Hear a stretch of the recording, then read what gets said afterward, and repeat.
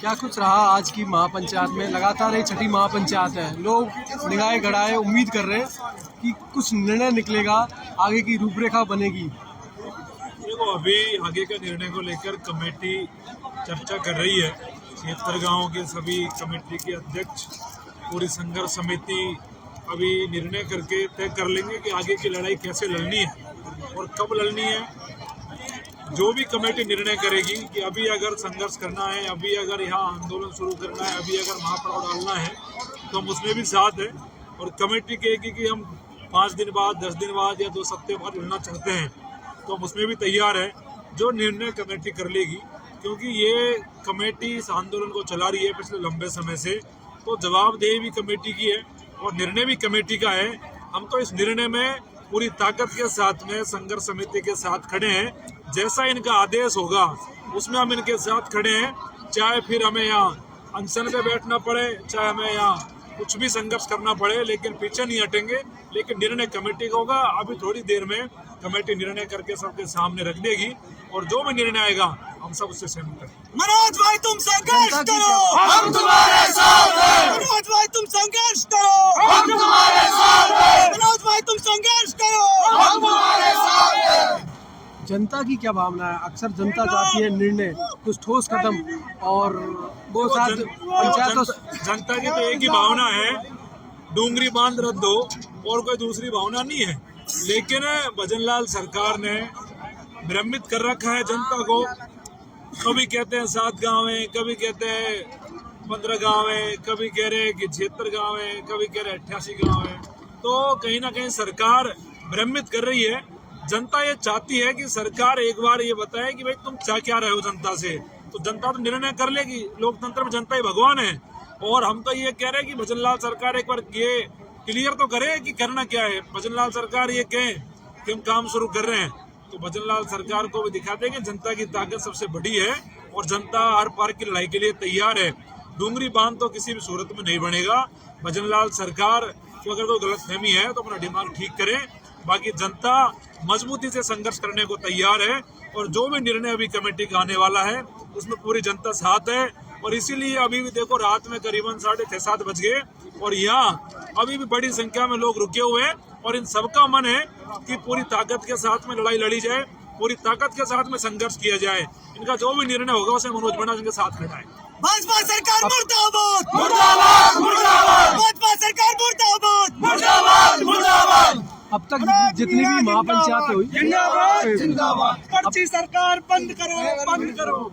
अब तक जितनी भी महापंचायत हुई उनमें राजनीतिक लोगों को नहीं बुलाया गया, किसी पार्टी के लोगों को। इस बार महापंचायत में राजनीतिक लोगों को बुलाया गया और उसके बाद मंच में कुछ अव्यवस्था हुई। देखो, ये निर्णय किसको बुलाना है किसको नहीं बुलाना, ये मनोज मीणा का नहीं है, ये निर्णय कमेटी का है।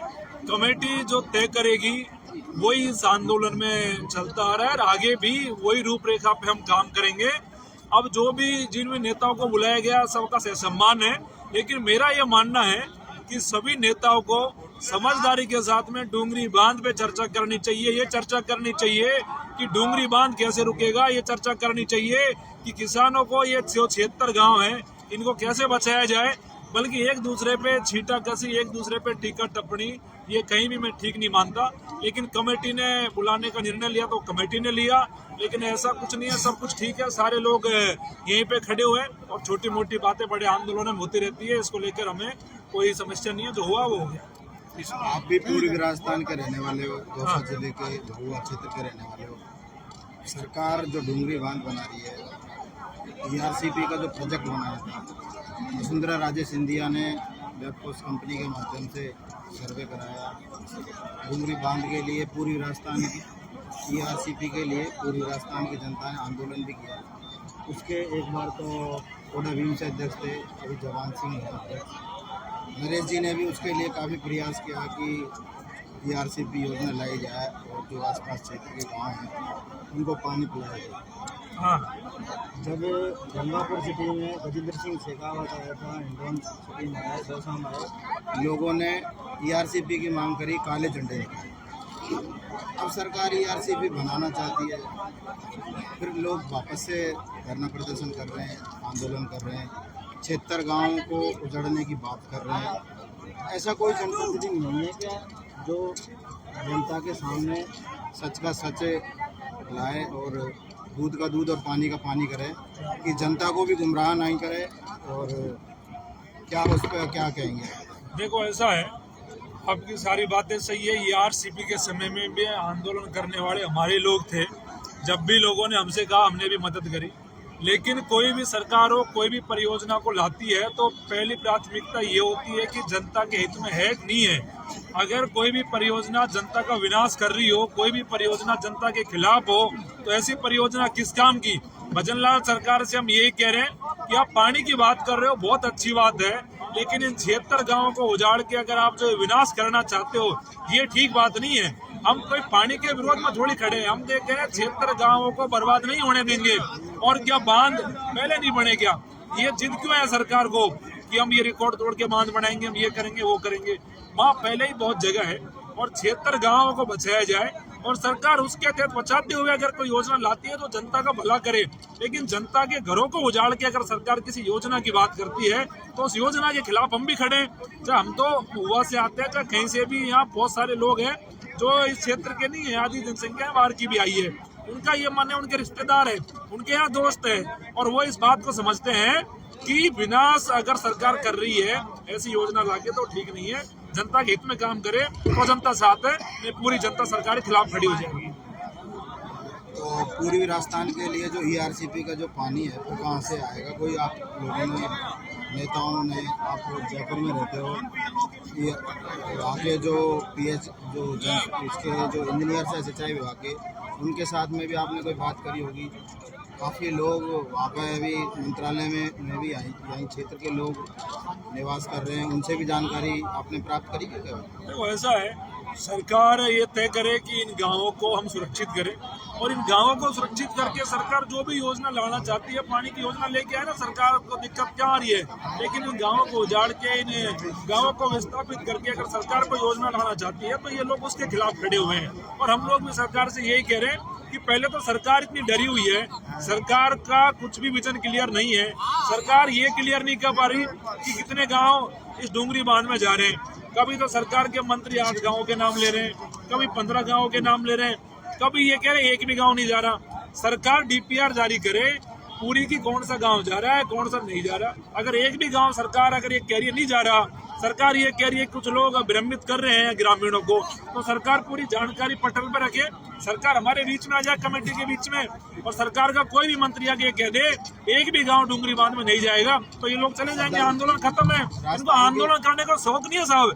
ये लोग मजबूरी में अपने घर जमीन को बचाने के लिए, अपनी संस्कृति को बचाने के लिए, अपने पुरखों को बचाने के लिए आंदोलन कर रहे हैं। आंदोलन कोई अपनी मर्जी से नहीं करता है। विधानसभा में भी यहाँ से जनप्रतिनिधि चुने गए हैं, जैसे मान लो भाजपा के तो भाजपा के पक्ष में होंगे, लेकिन कांग्रेस के भी हैं।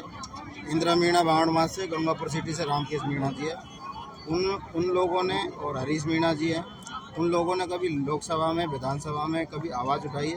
देखो ऐसा है, एक बार भजनलाल जी ने, जाटव जी जो सांसद है करौली धौलपुर के, उन्होंने उठाई है, उसके बाद वो बंद हो गए। फिर वापस से यहाँ पर जब बड़ी सभा हुई है 1 लाख लोगों की यहाँ पे, तब वो भाषण देने आए। क्या जनता के साथ में रहेंगे वो नेता? देखो ऐसा है, जनता चुनती है उनको, वोट लेते हैं वो। देखो ऐसा है, जो नेता इस मामले में जनता के साथ नहीं है तो 3 साल का समय बच रहा है। जो चीज 3 साल बाद, देखो ऐसा, सुनो मेरी बात, जनता हिसाब कर देगी। वो तो कर ही देगी, जनता तो कर लेगी। अभी मेरा कहने का मतलब है कि विधानसभा में जो ये लोग जो यहाँ बोलते हैं वो वहाँ क्यों नहीं बोलते? देखो ऐसा है, अभी हमारा मंच पे जो भाषण दिए जाते हैं, आप सुनो सही अभी हमारे साथी थावरचंद जी MLA यहाँ पे आए हैं, हमारे वो तो पहले भ्रष्टाचार में पकड़े गए हैं। थावरचंद जी थोड़ा भीम साइड के उन्होंने मामला उठाया था। नहीं, आपको जानकारी नहीं है। थावरचंद दरियाबाद से MLA हैं, वो कोई भ्रष्टाचार में नहीं पकड़े गए हैं। ACB में कौन पकड़ में आया था? बाप पार्टी। उनके कोई और दूसरा नाम था। थावरचंद जी जो आज यहाँ पे आए थे वो निर्भीक और ईमानदार आदमी है, अपना काम कर रहे हैं। आने वाले समय में वो भी इस मामले को विधानसभा में उठाएंगे। और मैं तो कह रहा हूँ, राजस्थान में जो भी जनप्रतिनिधि है सब विधानसभा में उठाए, और जनता ये तय कर ले कि तो जनता की बात नहीं करे, 28 मिनट को घर बैठा दे। देखो जनता लोकतंत्र में मालिक है। आज मनोज मीणा तो विधानसभा में है नहीं है, तो मनोज मीणा ये मुद्दा नहीं उठा रहा हो। मनोज मीणा जनता के बीच में खड़ा है, सड़कों पे खड़ा है, सड़कों पे जनता की प्रत्येक लड़ाई लड़ने का काम कर रहे हैं और जो बन रहा है वो कर रहे हैं। लेकिन हम ये भी कह रहे हैं कि जो भी नेता सत्र में अब चलेगा इस मुद्दे को रखे, विधानसभा में उठाए, जनता की बात करें और नहीं जनता याद रखेगी। बहुत बहुत धन्यवाद आपका, आपने हमसे बात करी इसके लिए।